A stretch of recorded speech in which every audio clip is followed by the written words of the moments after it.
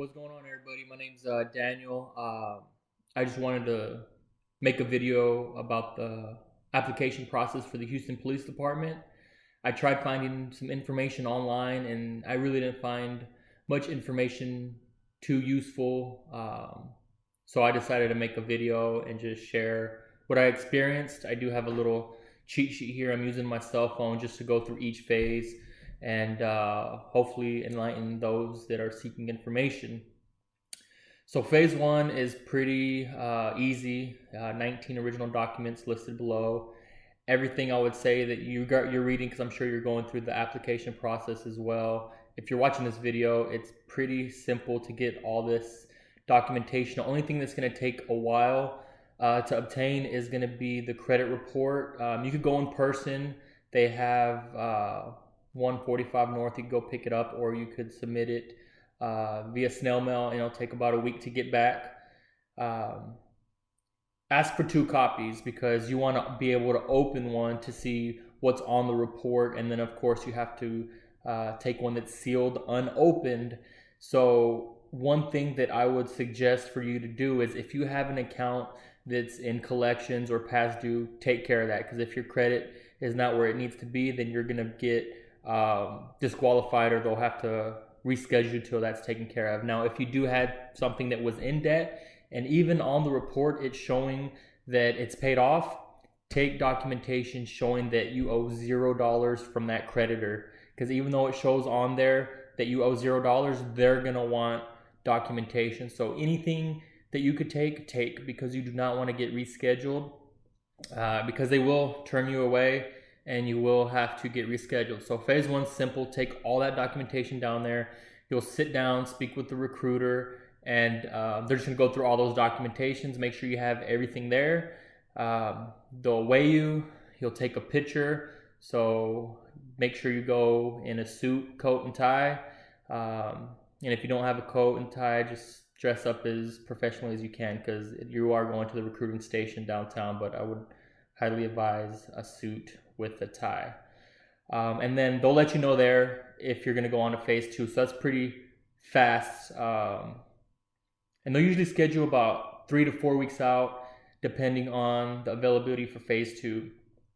Now, phase 2 is the reading comprehension test. This one's pretty easy. You'll go downtown as well, behind the recruiting station that you were at for phase 1. They'll give you the directions and instructions. You'll show up pretty early. I think it starts like at 7 or 8. You'll go to the 13th floor after you check in, and then you'll take the test. They'll let you go to the bathroom, and it's pretty long process. So you'll sit down. They'll do roll call, make sure everybody's there. I think there's only about 20 to 25 seats for this initial phase, and I think we had 24 attendees.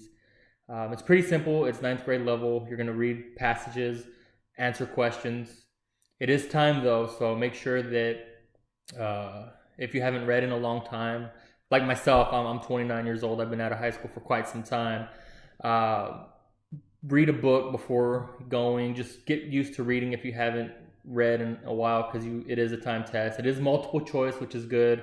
So you'll go through like 3 or 4 different passages and answer questions. So it's pretty easy. And then the second part of the test is you're going to go do vocabulary. So it's, for example, there's what does belittle mean, and then the multiple choice again, and you'll choose what that means, and so on. That one's pretty fast. So like I said, answer the questions as fast as you can. And if you don't understand one, try to skip it and go to the next, but do not forget that you skipped that question. Go back and make sure that you're marking the correct answer on your Scantron, because it is a Scantron test. You cannot write on the booklet.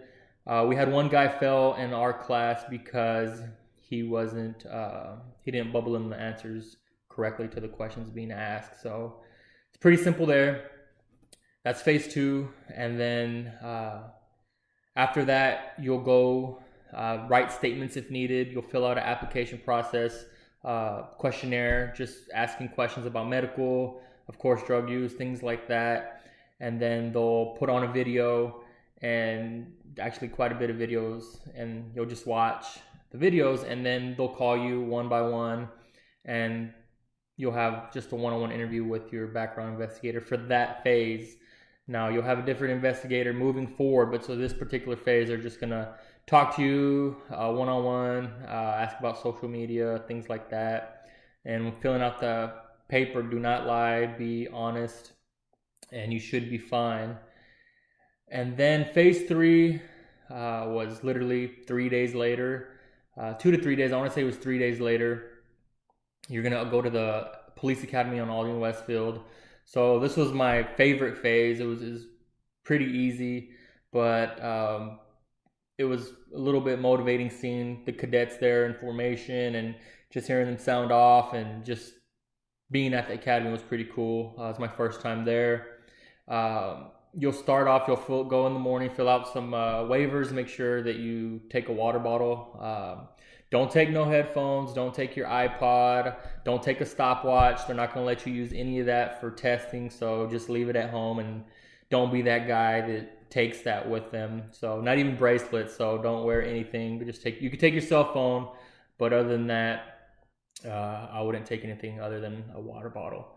So you'll do that. Then the first thing we did, it might be different for each officer that's doing the phases.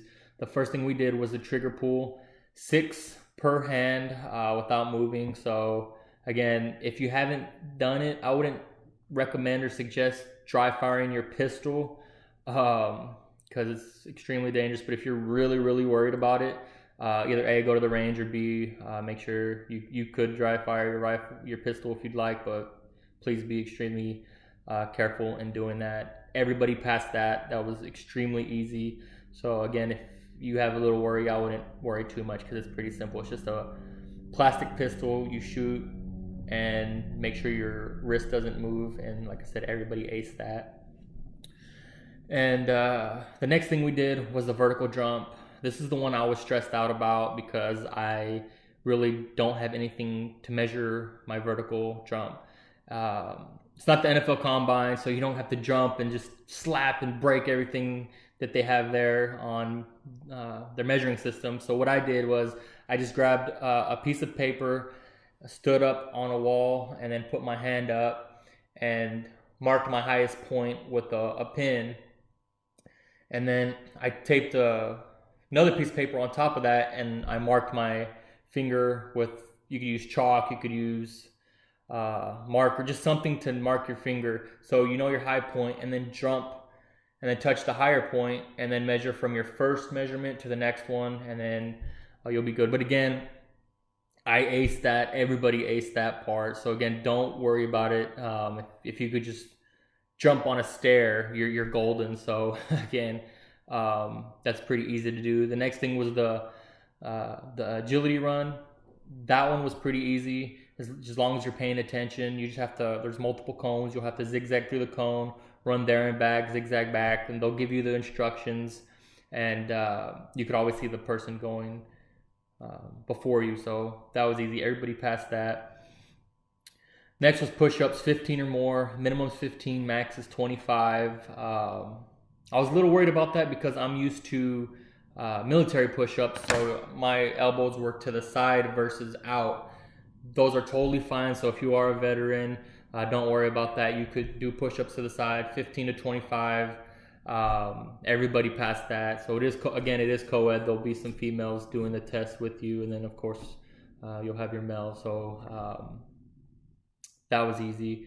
So looks like the last, no, there's 2 more. The 300-meter sprint, you'll go outside. They'll give you time to stretch. They're going to give you time to rest and hydrate if you like. Use the bathroom, so don't worry about that. They want you to pass. They want you to move forward in the application process. The first thing you do is you'll go to the track out back, and then you'll do the sprint, 78 seconds or less. It's pretty easy.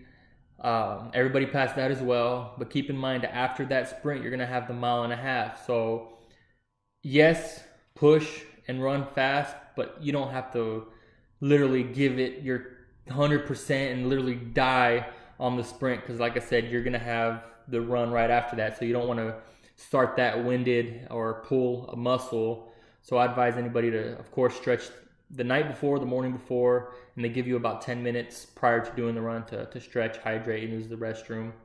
So everybody passed that. The last but not least is the mile and a half in 17:30. We only had one guy not pass that. He got dizzy on the first lap. Again, I think it was just due to not being hydrated or not getting proper night's rest. So again, hydrate, and you just go around the quarter mile lap 6 times. Everybody passes that. Every time you pass the lap, you just have to shout out your number. They'll give you a number to wear. Shout your number out, and they'll give you the time. So you don't need a stopwatch, even though you can't wear it. They're gonna tell you the time every time you pass the lap. So if you run fast or slow, whatever your case is, they're gonna update you on time. And then of course, everybody that finishes before you, they're gonna be cheering and you'll be motivated. So that's the least of your worries. Again, I haven't ran in so long. I've been out of the military since 2008, and I thought I could do it. So I was like, no, I'll be fine. I could do a mile and a half, 6 laps. Oh boy, I was wrong. Of course, I prepped prior to doing the test, but like I said, if you think you could do it, test yourself prior to actually applying and doing the phases, because if you fail, it's not going to look good on your application. And of course, I think they give you another try 30 days out, but you don't want to have to delay the process anymore.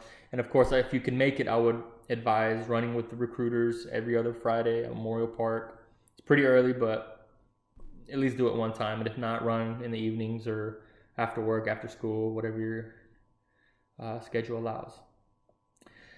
Now this is where the waiting game begins. After phase 3, the agility test, phase 4 is the polygraph and final interview. I waited 3 months to get to this part without one update, not one email, not one phone call. Do not lose focus. Keep running, keep eating good, relax, and if you have a job, keep it. Do not quit. If you're going to school, continue to go to school. Just stay busy, because it's going to be a pretty long wait time to get to that next phase. Everybody's different, but like I said, I waited 3 months, and based on the other applicants I've spoken with that went before me or even after me have waited around that time as well. So just wait. Now, polygraph, it was my first time doing it. It's pretty easy. You'll have to fill out a pre-polygraph questionnaire, and then you'll do the polygraph. You'll meet the examiner. You'll go in the room. You'll have sensors on your arms, fingers. There's a sensor where you sit on the chair. There's a sensor on your feet. They'll put a couple measurements around your waist and chest. You'll stare at a white wall. There's a camera up here. The examiner's to your left, and he's on the computer recording you as well, asking you the questions. Like I said, it's pretty easy. Just be truthful. If you've done anything as far as drugs or took anything in your past, just anything, let them know. Don't lie about it, because they want people that are honest and truthful, and it makes sense. So you should be good on there. And then after that, you do the final interview. It's pretty easy. Another officer will call you to the room, and he'll record you as well and just ask you simple questions as far as why do you want to be a police officer, what's your name, age, address, what school have you attended, just basic things, nothing too crazy. And they'll give you the results there too. If you pass, you pass. If you didn't pass, you didn't pass. And if they want you to retake a polygraph, they'll let you know there, and they'll schedule you out. So don't be worried. They'll keep you in the loop there. Excuse me. After that is the background, phase 5. Again, that's another lengthy process. It probably wait about a month's time before you hear from your initial background investigator. It should be a senior officer, and they're just going to go over. They'll probably need another copy of your insurance because it's been so long and the first one expired.